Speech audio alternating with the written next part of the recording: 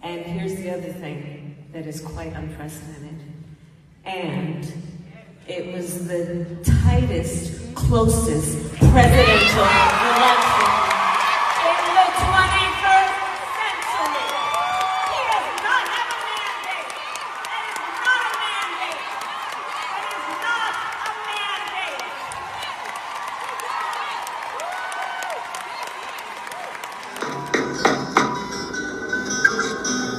mandate. Do you like apples? Yeah. How do you like them apples? Why are you here? What do you want? Just think about that right now. Do you need a network of the right connections? Maybe you need a mentor to hold you accountable. We want you to welcome your instructor and our friend, Rob Lett. Please put your hands together for Rob Lett. Ladies and gentlemen, bring to the stage, on your feet, Rob Lett.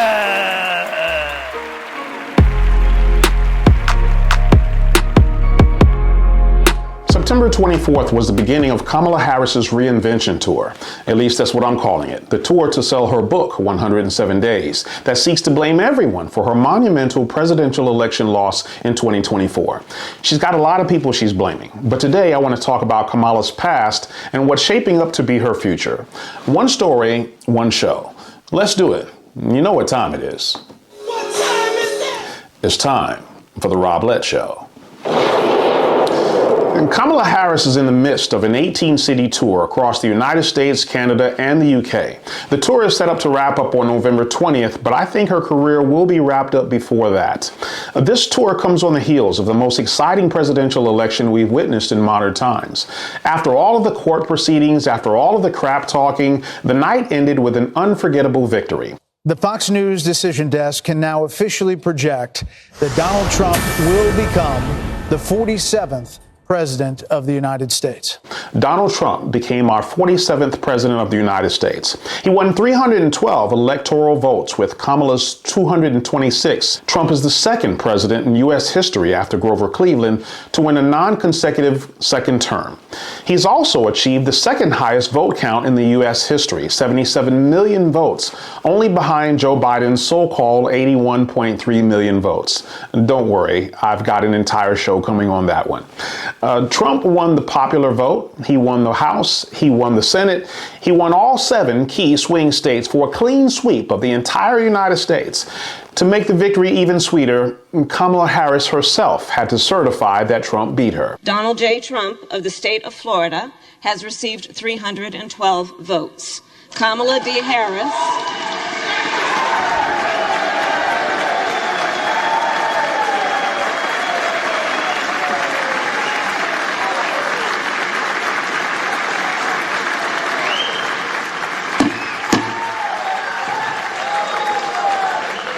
But Kamala says don't believe your lying eyes. Like Hillary Clinton, who lost to Trump before her, Kamala also wrote a book to tell us what really happened. She's made all kinds of claims on her Reinvention tour. She said the election was exceptionally close and therefore it was not a mandate for Trump. She blamed social media information and COVID mishandling. She said Joe Biden was fine, but his staff mismanaged his health. I could go on, but why? She's already contradicted herself because she said Joe Biden's staff was to blame, but Joe Biden himself was fully competent. Then turns around and says she feels personally responsible for not pushing Biden to drop out. Why would you push Joe Biden to drop out if there was nothing wrong with him?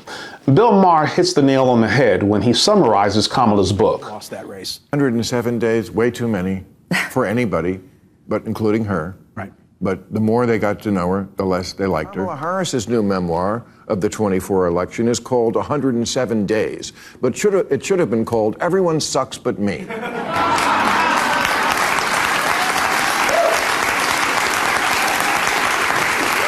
Even Van Jones was like, you got that right. Kamala's list of excuses is so long because she's surrounded herself with people who don't believe in merit. They believe in DEI. They believe she's supposed to win because it's just time for a woman to be president. They believe she's supposed to win because she's black. I think she was black. They said she was black. I don't know. Kamala drank the proverbial Kool-Aid that she didn't have to win the voters.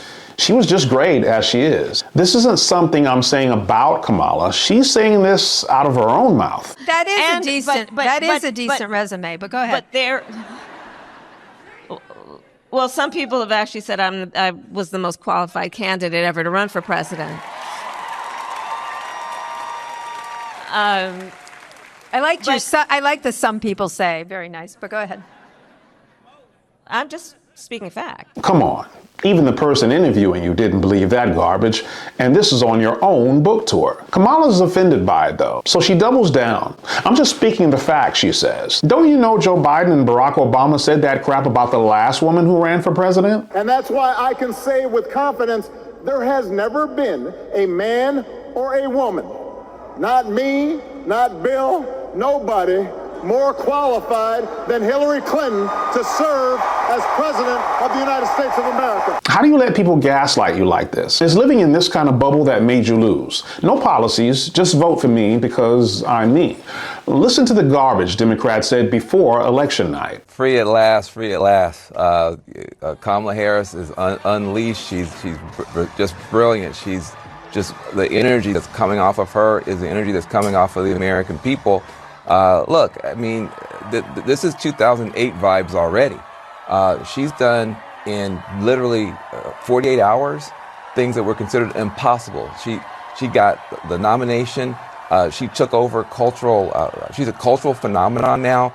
TikTok loves her. She raised more money than anybody. She signed up 50,000 people. You can do your whole career and not get 50,000 volunteers.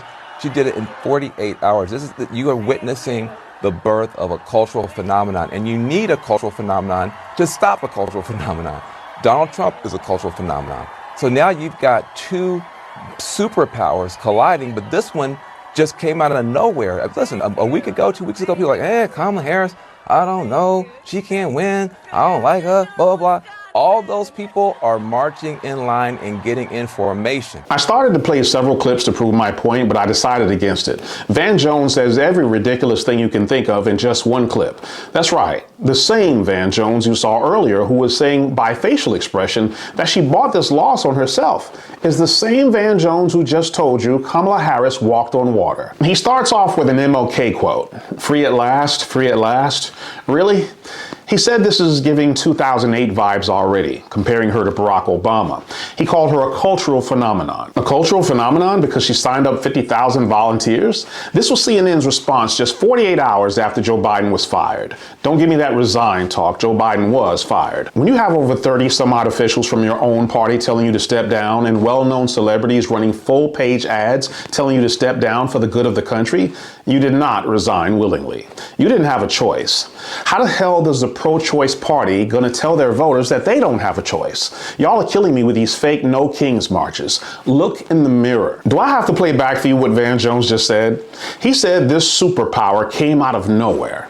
Yeah, do you want to know why? Because she's not a superpower.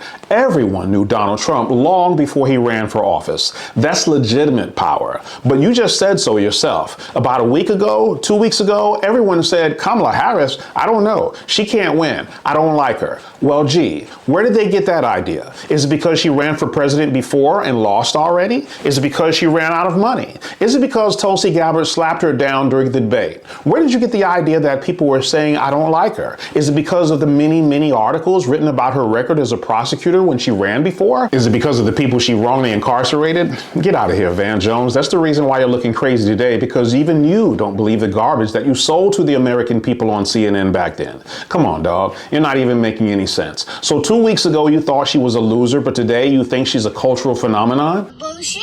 Stop playing with me. Kamala Harris ran out of money the first time she ran because when her record as a prosecutor got exposed, the donors pulled back all of their money. You tried to gaslight the American public the same way Obama did when we all knew Kamala Harris was garbage. Garbage. I'm sorry, but if you never checked into things that she did as a prosecutor, you should be embarrassed. Do you like calling out the left? Subscribe right now.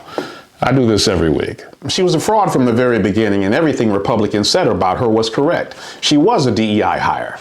Let me refresh your memory of how he got here. Joe Biden already told everyone he was going to appoint a black woman as VP. And I was proud to ask Kamala Harris to run with me, be the first black woman to serve as Vice President of the United States. It was important I promised to have an administration that looked like America. If that's not DEI, I don't know what is. Right from the start, you already know if you're a black man, you need not apply. If you're Asian, you need not apply. And God help you if you're a white man. You know you can't apply. But this is what Joe Biden said right from his own mouth. The question is, what black woman? Do you remember this debate in the primary when Joe Biden was running for president? The only time Kamala Harris was on the map for a little bit was when she called Joe Biden out for being that little girl on the bus who got discriminated against. I do not believe you are a racist. And I agree with you when you commit yourself to the importance of finding common ground. But I also believe, and it's personal, and I was actually it was hurtful to hear you talk about the reputations of two United States senators who built their reputations and career on the segregation of race in this country. And it was not only that, but you also worked with them to oppose busing. And, you know, there was a little girl in California who was part of the second class to integrate her public schools. And she was bused to school every day. And that little girl was me. So let me be a fly on the wall and tell you what probably happened at Joe Biden's office. Someone probably told Joe Biden, I have a brilliant way for you to do damage control about that Kamala thing. Make her your VP. That's right. What better way to squash your critic than to put them on your team? You wanted a woman, right? You wanted a black woman? I mean, I think she was black. Well, she's also Indian and Asian. Hell, you get the vote from women, blacks, Indians, Asians, all in one pick. And that busing issue is dead. Voila. You have an instant VP pick. The reason Democrats wanted you to believe she was a cultural phenomenon is because they didn't have a choice. Democrats talked all that crap. Biden talked all that crap against Trump, only to give the most embarrassing debate performance of his life. Democrats were going to lose, and they were sure of it. If you turned on CNN after that debate, it was like a funeral on that station. They could already see it getting worse and worse with every debate. Plus, all the money that they raised was Biden-Harris money. It couldn't go to anyone else except for Kamala. So Democrats were almost forced to pick the DEI horse that they rode in on, and the rest of you Democrats just fell in formation like Beyonce. The night of the election, I was calling my conservative friends at like 2 a.m. I was like, are you seeing this? You could tell it was a lie by how quickly everyone abandoned the narrative right after she won. Well, I guess I wouldn't say everyone abandoned the lie, because The View still tried to save face by saying that Trump's win wasn't a mandate. But Stephen A. Smith was their guest that day, so things didn't go quite as planned. He's been in office for 6 weeks. Seems like 6 years, doesn't it? Mm-hmm. And he's been going around with his cronies touting his so-called landslide and blowout win. But he won the popular vote by 1.5%, one of the smallest ever, and he won the general election by less than 50%. So what kind of mandate is this really? Well, it is a mandate, and I'm going to explain why. And I don't mind the question, but let me be very clear. I'm no supporter of Trump. I'm a supporter of truth and the facts. And here's the facts. The man won every swing state. He increased in terms of his voter turnout in his favor from the standpoint of blacks, Latinos, and young voters. He increased his numbers in that regard from 2020. 89% of the counties shifted to the right. That's a mandate. We can sit up there and play around all we want to. In 2020, Trump didn't win the popular vote. He didn't win the electoral college vote. A matter of fact, the Republicans hadn't won the popular vote, if I remember correctly, since 2004. Yeah. But they did this year. So 20 years after they last won a popular vote, they won the popular vote. They won the electoral college vote. The man won every swing state. And on top of it, 89% of the counties shifted against. I don't understand how people can look at that and say, there's no mandate. There's a mandate. Well, it's a different definition of a mandate, I guess. But the problem is that if you're the Democratic Party and you lost 49.8% to 48.3%, and you're looking at that 1.5% dip, that's an excuse for you to say, what we did really wasn't that bad. Some people didn't we should continue to do that. No, don't continue to do it. Find a new strategy. Stephen A. Smith did a pretty decent job explaining why this was indeed a mandate. Soon, even the Biden administration supporters were singing a different tune. I mean, Jake Tapper put a book out. He suddenly wanted to spring a conscience about everything that he knew about Joe Biden's health. He just didn't want to say it back then. And Karine Jean-Pierre, who lied to the press every day, she's got a book out too. And she's claiming to not be a Democrat anymore. Now she's an independent. And Kamala Kamala Harris herself writes a book, and in case you were unaware, Joe Biden's got a book coming out too. Just a bunch of frauds. As is usually the case with cracks in the dam, once there's a break, a flood soon cometh. Now, everything you've ever come to believe about the Joe Biden administration was coming out. That 2020 election I mentioned earlier, the 81 million votes, Mark Zuckerberg not only wrote a letter to the Judiciary Committee that you can read, but he went on Joe Rogan and told America that the Biden administration was corrupt. The FBI, on behalf of the Bidens, intimidated social media companies about COVID and suppressed information about the Hunter Biden laptop, which was later found to be true. Yes, he did that. Social media companies were told it was Russian disinformation, so block or suppress as many people as you see talking about it. That story about Ashley Biden's diary that some of you said was fake, that was real too. Amy Harris was arrested in that case and served 1 month in prison and 3 years supervised release. You don't get arrested for stealing a fake diary. Come on. Even if you're a Democrat, you had to know that Joe Biden getting more votes than Barack Obama was a scam. But now the world is a weird place. It feels like how the world probably felt after the Civil War, when Democrats got exposed for being slave-owning idiots, and we were just trying to figure out how to let them back into normal society again. Gone are the stupid pronouns that we were all worried about getting sued for. Gone are the 72 genders that Democrats claim to exist. All of the awards that transgender swimmer Leah Thomas won, they've all been stripped away. And we're deporting all the people who disrespected our borders over the years. We even have a president negotiating world peace. We're finally getting back to some common sense. Hell yeah, it was a mandate. What makes it so crazy to watch today is Kamala's doing what Democrats always do, is she doubles down on the lie, even though we all know the truth, and it's embarrassing. The truth of the matter is, this is the second time that Kamala Harris lost the run for president. Democrats are acting like she never lost before. And if you watched her campaign, you should have known that she was going to lose. Without Googling or attempting to look it up, tell me what policies Kamala Harris proposed last year. Don't worry, I'll wait. Most Democrats can't tell you. I can tell you many policies Trump ran on because many of them were the reversal of the madness that we watched for 4 years. He reversed this madness about 72 genders and having to address everyone by these silly pronouns. He reversed men being able to perform in women's sports. He reversed the flood of illegal immigration. He proposed getting us out of all of these wars. He proposed to balance trade with foreign countries. These are things I can tell you right off the top of my head. Kamala Harris didn't have anything other than, I'm not Trump. It was pathetic. If you think I'm being harsh, I'm going to show you something. Trump made an announcement last year. He proposed no taxes on tips. Do you remember this? For those hotel workers and people that get tips, you're going to be very happy, because when I get to office, we are going to not charge taxes on tips, people making tips.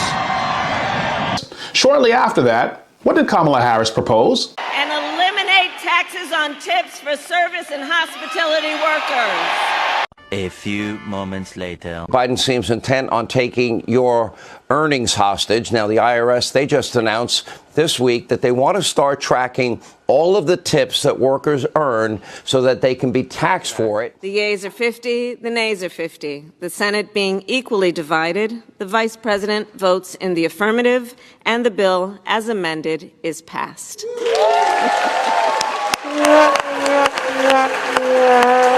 It was Lawrence Jones from Fox News, a conservative, who suggested in August of last year that Trump visit black barbershops in an effort to be on the ground in local communities, talking about issues that matter to them. Shortly after that, what do you think Kamala did? Vice President, thank you so much for coming and being with us to have this conversation inside the barbershop. But some of these barbershop and salon ideas didn't go well for Kamala. And I just wonder for anybody who heard that, like what they thought of that. I was deeply offended. And it felt like a moment where it's like, you N-words better get in line and do what we say. And it felt like him as the czar of the Democratic Party coming down to say, go get these N-words in line. And the general tone of it was disgusting. It was abhorrent. I don't respect it. I didn't like nothing about it. On August 11th of last year, J.D. Vance proposed doubling down the child tax credit from $2,000 to $5,000 per child under 17. Well, I think one of the things you can do is make it bigger per child. I think we'd love to see it at a higher dollar value. And again, President Trump and I have proposed that. I mean, look, I'd love to see a child tax credit that's $5,000 per child, but you, of course, have to work with Congress to see how possible and viable that is. 4 days later, what does Kamala do? Under my plan, more than 100 million Americans will get a tax cut, and we will do this by restoring 2 tax cuts designed to help middle-class and working Americans. The Earned Income Tax Credit and the Child Tax Credit. When I tell you she was a hot mess, I have the receipts. Her advisors started doing the same thing they did in 2020 with Joe Biden. They were trying to keep her away from doing interviews because almost every time she spoke, it was bad. Meanwhile, Trump and Vance were doing interviews everywhere, even in places where Trump knew the media was unfriendly to him. You have told 4 congresswomen of color who were American citizens to go back to where they came from. You have used words like animal and rabid to describe black district attorneys. You've attacked black journalists, calling them a loser, saying the questions that they ask are, quote, stupid and racist. You've had dinner with a white supremacist at your Mar-a-Lago resort. So my question, sir, now that you are asking black supporters to vote for you, why should black voters trust you after you have used language like that? Well, first of all, I don't think I've ever been asked a question so in such a horrible manner. First question. You don't even say, hello, how are you? The Harris team was absolutely lousy on messaging. I swear to you, they spent more time promoting Project 2025 than they ever did promoting their own policies. And the irony is that they got fact-checked, the Democrats did. And after all that hollering about Project 2025... To this claim from Congresswoman Lisa Blunt Rochester of Delaware about Project 2025 and former President Trump. He has, with his friends, said the quiet parts out loud, but not only said them out loud, he wrote a book about it. What's it called? Project 2025. That is false. Trump did not write Project 2025. The project's big policy document published by the Heritage Foundation think tank lists dozens of people as authors, editors, contributors. Donald Trump is not among them. What a waste of time, energy, and money. $1.5 billion in just 15 weeks. The one policy I remember of Kamala's was a dumb Hail Mary attempt to get black men on her side.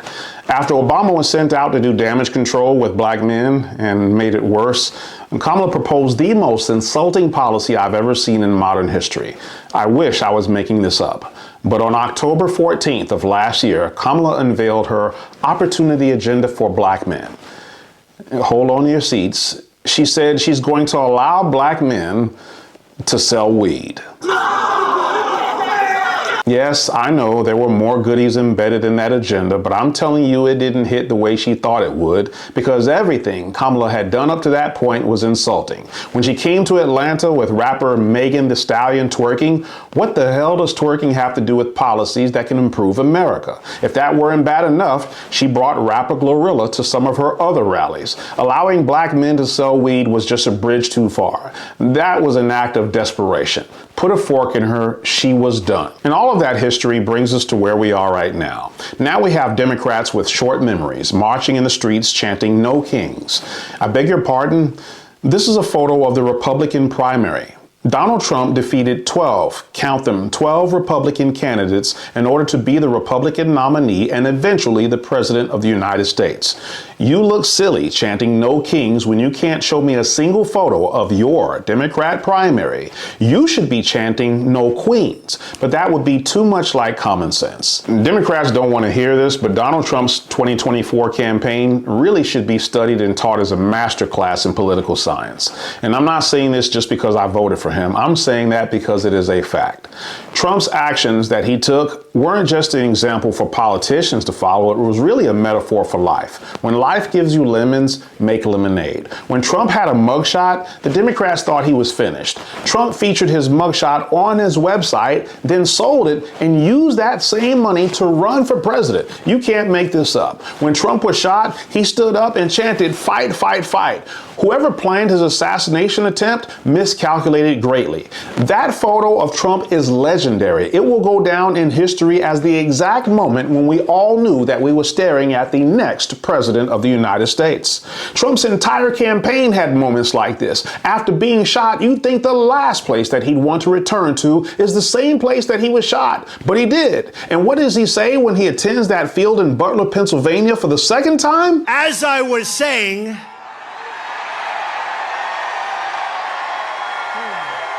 Gangsta. I'm sorry, no president in modern history, probably even American history, has done something this heroic for a presidential campaign. If there's anything that shows our leader has no fear, it was that moment. When Joe Biden called Trump supporters garbage, he got a garbage truck with Trump on the side of it, put a work vest on, and was representing the middle class. When Kamala tried to position herself as middle class and said that she once worked at McDonald's, not only did he call her out, but he went to McDonald's and served Americans. Publicity stunt? Yes. Did it work? Yes. So after spending $1.5 billion in 15 weeks with nearly every singer, every rapper, every actor, every athlete endorsing her, Kamala Harris comes home with a goose egg, not a single swing state. Hell yes, a mandate. You may want to bookmark this video. Make it an annual event. Every November, you can share it with another conservative or another leftist when someone tries to tell you just how great Kamala Harris is. You know, they say getting to your first 10,000 subscribers is hard, but after that, it becomes easier. I'd love to find out. Subscribe right now. Like this video, share this video, and be sure to ring the bell to be notified when we release a new video. On both Facebook and X, you'll find me as Rob the Speaker, and on YouTube and Rumble, you can find me as The Rob Lett Show. I'll see you on the next one. Cheers to your freedom.